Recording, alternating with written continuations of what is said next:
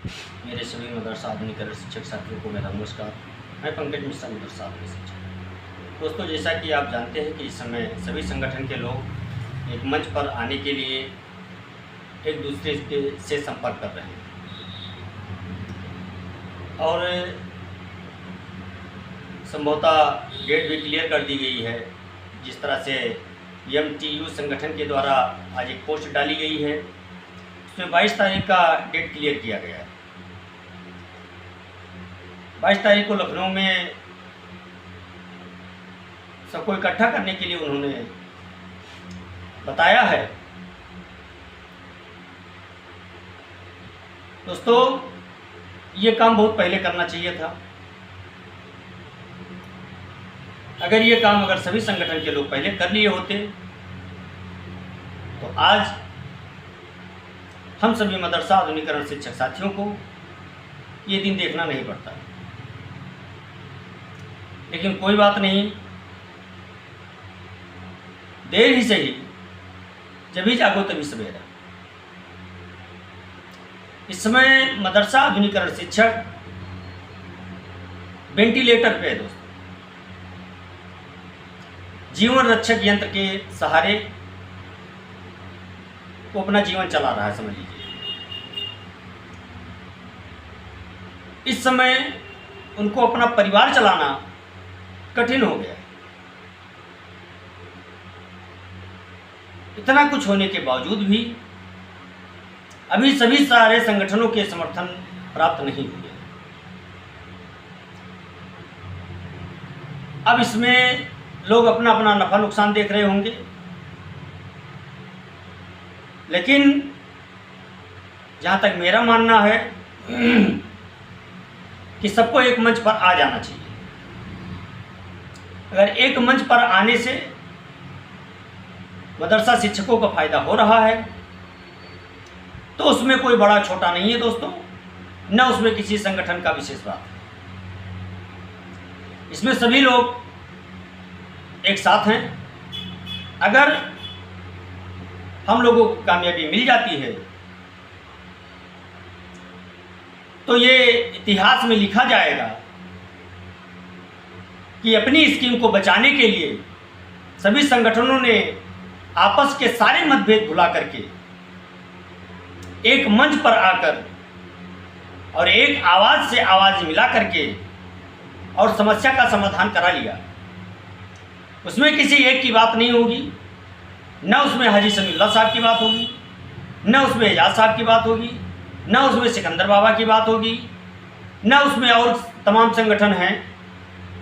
उसमें अगर बात होगी तो सबकी बात।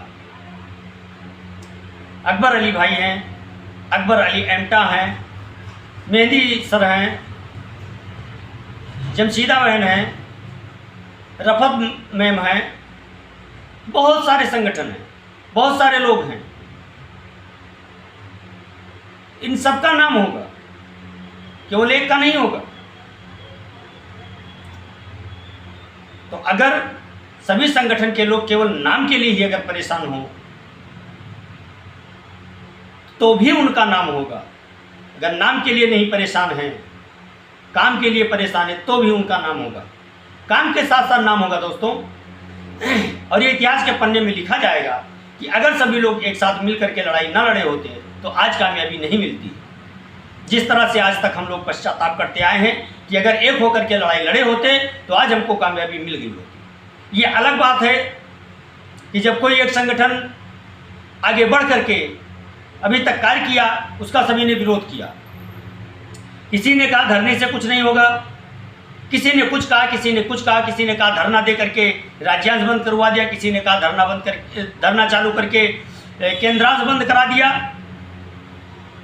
ये विरोध करने का तरीका अपना अपना है। एक दूसरे के ऊपर इल्जाम देना आसान होता है दोस्तों, क्योंकि जब सिकंदर बाबा मदरसा आधुनिकरण शिक्षकों की लड़ाई लड़ रहे थे तब उस समय उस मैदान में जाने वाला कोई नहीं था दोस्तों। केवल 100-150 शिक्षक थे, बाकी कोई नहीं लड़ रहा था। लेकिन चलिए कोई बात नहीं, आज अगर कोई पहल कर रहा है शिक्षकों के हित के लिए तो हम सबको एक मंच पे आना चाहिए, जहाँ तक मेरा विचार है। बाकी आप लोग खुद बुद्धिमान हैं, आप लोग अपने अपने हिसाब से कार्य करेंगे, वो अलग चीज़ है। मैं आदेश देने लायक तो नहीं हूँ, लेकिन एक निवेदन मैं जरूर कर सकता हूँ आप लोगों से कि आप लोग अगर एक मंच पर आ जाते हैं, हमारी संख्या बल हो जाती है, तो दोस्तों जो कारवां अल्पसंख्यक अधिकार दिवस से शुरू हुआ था 18 दिसंबर से, वो कारवां जब तक सफलता नहीं मिल जाती है तब तक अनवरत चलता रहेगा, क्योंकि एकता की टीम संघर्षों पे विश्वास करती है। हार जीत लगा रहता है दोस्तों। सफलता असफलता एक सिक्के के दो पहलू हैं। काम हो ना हो अलग बात है, हम कोशिश भी ना करें ये गलत बात है। तो एकता की टीम ने धरने को पूर्ण विराम नहीं लगाया था, ये आप लोग जानते हैं। आश्वासन के ऊपर धरने को स्थगित किया गया था कि जब तक हम लोगों का मंत्री जी महोदय के द्वारा किया गया वादा का समय भी पूरा हो जाएगा और हम लोग मंत्री जी से कहने के लिए तैयार भी हो जाएंगे कि आपके वादे तक हम लोगों ने इंतजार किया और आपका वादा पूरा न होने के कारण हम इस रास्ते पे आने के लिए फिर मजबूर हुए। दोस्तों उसी कड़ी में ये भी जुड़ेगा, चाहे लखनऊ में किया जाए या दिल्ली में किया जाए, मेरे हिसाब से दोनों जगह पे होना चाहिए। दिल्ली में भी होना चाहिए और लखनऊ में भी होना चाहिए।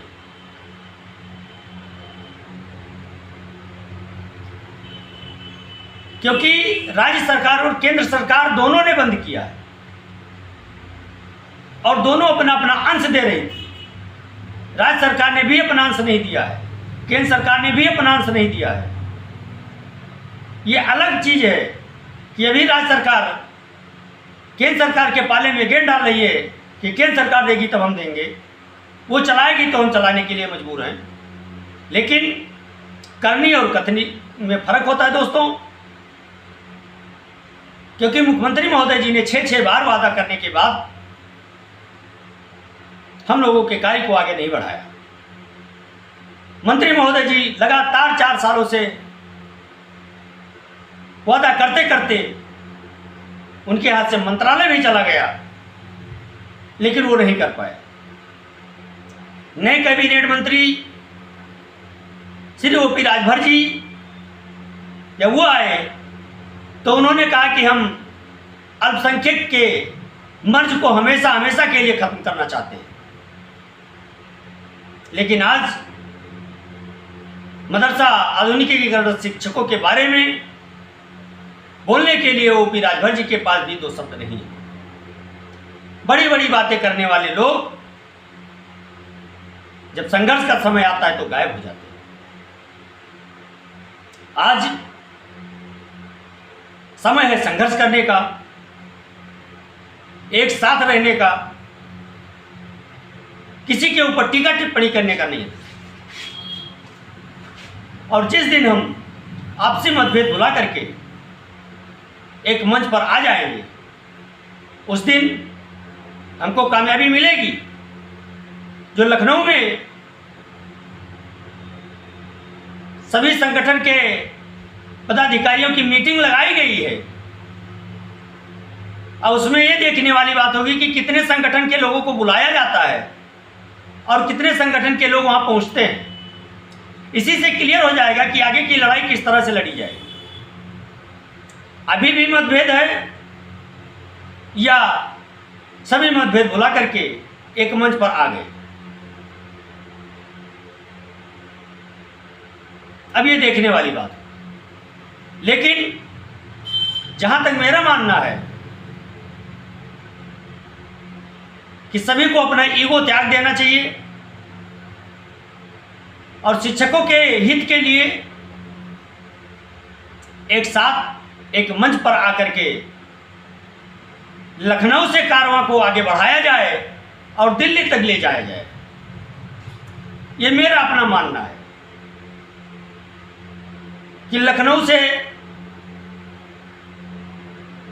हम लोग अगर अपने कारवां को बढ़ाएंगे तो हमारी रिपोर्ट जाएगी राज्य सरकार में कि मदरसा आधुनिकीकरण शिक्षक वाले आज फिर धरने पर बैठने के लिए आ गए हैं और हम लोग ये धरना दिल्ली तक लेके जाएंगे और लखनऊ में भी चलेगा। जब दोनों जगह पर हमारी बात होगी, विधानसभा लोकसभा में दोनों जगह पर हमारी चर्चा होगी, तो इसका प्रभाव दोस्तों कुछ अलग ही पड़ेगा। लेकिन जैसा कि हाजी समीउल्लाह साहब का विचार है कि सभी संगठन के लोग एकमत होकर के और दिल्ली के लिए तैयारी किया जाए, तो कहीं ना कहीं वो काफ़ी अनुभवी हैं और काफ़ी संघर्षशील हैं, काफ़ी दिनों से उनका अनुभव काम आ रहा है, तो उन्होंने ऐसे नहीं कहा होगा, कुछ उनके दिमाग में आइडिया चल रहा होगा जिसके कारण उन्होंने इस शब्द का प्रयोग किया है। तो मैं चाहता हूं कि लखनऊ और दिल्ली दोनों जगहों पर हमारी बात होनी चाहिए। लखनऊ से नज़दीक वाले लोग लखनऊ पहुंच जाएं और दिल्ली के नज़दीक वाले लोग दिल्ली पहुंचे और दोनों जगह से हम आवाज़ उठाएंगे। और जब दोनों जगह से हमारी आवाज़ उठेगी तो हो सकता है कि हमको कामयाबी थोड़ा जल्दी मिल जाए, लेकिन इसके लिए संख्या बल होनी आवश्यकता है दोस्तों। संख्या बल की जरूर बढ़ोतरी होनी चाहिए, बिना संख्या बल के नहीं हो सकता है। 22,000 शिक्षकों में 5-5 हज़ार की संख्या कम से कम होनी चाहिए। 5,000 लखनऊ और 5,000 दिल्ली, इतनी संख्या में अगर लोग आते हैं तो दोनों जगह पे धरना सफल हो सकता है। अगर 100, 150, 200 लोग आते हैं तो ये कहीं नहीं सफल होगा, न दिल्ली में और न लखनऊ में। अगर 50% शिक्षक अगर आ जाते हैं तो ये मान करके चलिए कि सरकार को झुकना पड़ेगा और हम लोगों की बात उनको सुननी पड़ेगी, उनकी मजबूरी बन जाएगी, क्योंकि इस समय विपक्ष बहुत मजबूत स्थिति में दिखाई दे रहा है और कहीं ना कहीं केंद्र की सरकार भी दबाव में है। और इस समय जो भीतर खाने में हलचल है पार्टी की, उससे ये प्रतीत हो रहा है कि उत्तर प्रदेश सरकार भी इस समय दबाव में काम कर रही है। तो अगर हम लोग इस समय अपनी आवाज़ को लेकर के पहुंच जाते हैं तो सोने पे सुहागा साबित हो सकता है दोस्तों। लोहा गर्म है, हथौड़ा मारने की आवश्यकता है मेरे दोस्त। और इसमें किसी व्यक्तिगत की बात नहीं है दोस्त, इसमें न हाजी समीउल्लाह की बात है, न इसमें सिकंदर बाबा की बात है, न एजाज साहब की बात है। यानी जितने भी संगठन हों उनका किसी व्यक्तिगत का काम नहीं है, ये सबके लिए लड़ाई लड़ने का ऐलान किया गया है। और मुझे आशा है, मुझे उम्मीद है कि आप लोग अगर संख्या बल दिखा दिए तो एक चुटकी में हम लोगों का कार्य होगा, इसमें कोई दो राय नहीं है मेरे भाई। और बकाया तो हमको कोर्ट के द्वारा जो डेट लग रही है वो मामला कोर्ट में चल रहा है। जैसा कि श्री आरपी सिंह जी ने कहा था कि बकाया को लेकर के आप लोगों ने कोर्ट में याचिका दायर की है, अब कोर्ट आपको पैसा दिलाएगा। हम भी कागज लगा रहे हैं, आप भी लगा रहे हैं, कहीं ना कहीं उनकी टीस भी इसमें दिख रही थी, तो वो तो मामला कोर्ट में चला गया है दोस्तों। उधर कोर्ट का भी दबाव है, इधर हम लोग भी दबाव बनाएंगे, उधर विपक्षी पार्टियां भी दबाव बनाएंगी, तो हम लोगों का काम होना आसान है मेरे भाई। इसलिए मैं आप लोगों से बार बार निवेदन करता हूं कि संख्या बल के साथ हम लोग अपनी आवाज़ उठाने के लिए जहां पर संगठन के लोग बुलाएं वहाँ पर हम लोग जरूर पहुँचें और आने वाले संघर्षों को कामयाब बनाएं, जिससे हम लोगों का कार्य और आसान हो सके। मैं आशा करता हूं कि आप लोग अपना बहुत ख्याल रखेंगे और इसी के साथ साथ जो मैंने बातें कही हैं उस पर भी आप लोग विचार करेंगे और विचार करके अपना अपना मत जरूर देना। आज के लिए बस इतना ही। नमस्कार, जय हिंद, जय भारत, भारत माता की जय।